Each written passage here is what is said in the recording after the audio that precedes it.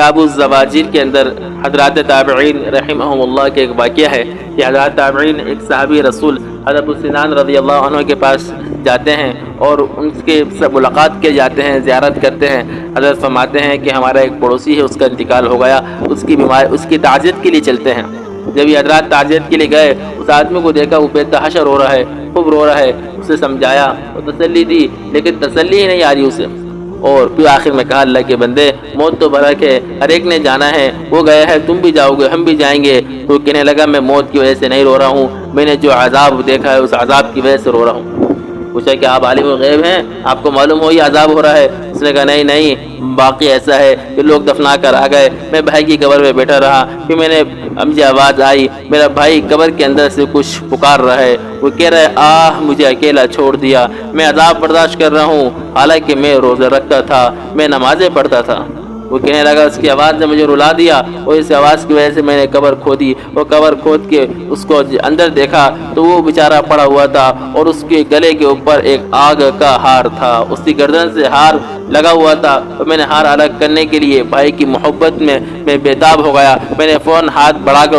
اس آگ کو الگ کرنے کی کوشش کی، جس سے میرا انگلی جل گئی، میرا ہاتھ جل گیا۔ پھر اس نے اپنا ہاتھ نکال کے دکھایا کہ تو کہ میرا یہ ہاتھ سیاہ پڑا ہے، یہ میرا ہاتھ جل گیا تھا، میں نے مٹی ڈال کے واپس آ گیا، لیکن اس وقت سے میں رو رہا ہوں کہ میرے بھائی کو عذاب ہو رہا ہے، عذاب ہو رہا ہے۔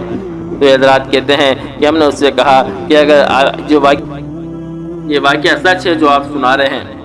یہ واقعہ سچ ہے جو آپ سنا رہے ہیں، تو اس سے اللہ کے کلام کی تصدیق ہوتی ہے۔ اللہ پاک نے قرآن میں فرمایا ہے وَلَا يَحْسَبَنَّ الَّذِينَ يَبْخَلُونَ بِمَا آتَاهُمُ اللَّهُ مِنْ فَضْلِهِ هُوَ خَيْرًا لَهُمْ بَلْ هُوَ شَرٌّ لَهُمْ سَيُطَوَّقُونَ مَا بَخِلُوا بِهِ يَوْمَ الْقِيَامَةِ وَلِلَّهِ مِيرَاثُ السَّمَاوَاتِ وَالْأَرْضِ وَاللَّهُ بِمَا تَعْمَلُونَ خَبِيرٌ۔ ہاں قرآن میں اللہ نے فرمایا تھا کہ جو لوگ مال زکوٰۃ نہیں دے رہے، جو لوگ اس مال میں جو اللہ نے دیا ہے اس مال میں بخل کر رہے ہیں اور بخل کرنے کو اپنے لیے بہتر سمجھتے ہیں، تو قرآن کہہ رہا ہے ہرگز یہ گمان نہ کریں یہ بخل کرنا یہ ان کے لیے بہتر ہے، بلکہ یہ شر ہے۔ یہ مال قیامت والے دن ان کو ہار بنا کر ان کے گلے میں ڈالا جائے گا، ہار بنا کر گلے میں ڈالا جائے گا۔ تو اللہ پاک ہم سب کی حفاظت فرمائے۔ وہ حضرات کہتے ہیں کہ جب واقعہ یہ صحابی کے سامنے بیان کیا گیا، فرمایا یہ اللہ کا وہ عذاب ہے جو تیرے بھائی کے اوپر جلدی آ گیا۔ یہ عذاب تو قیامت کے دن آنا تھا، لیکن قیامت کی بجائے جلدی قبر میں ہی یہ عذاب دے دیا گیا۔ اللہ ہم سب کو دنیا کے اندر زکوٰۃ ادا کرنے کی توفیق عطا فرمائے، ورنہ قبر کے اندر سے ہی عذاب شروع ہو جائے گا۔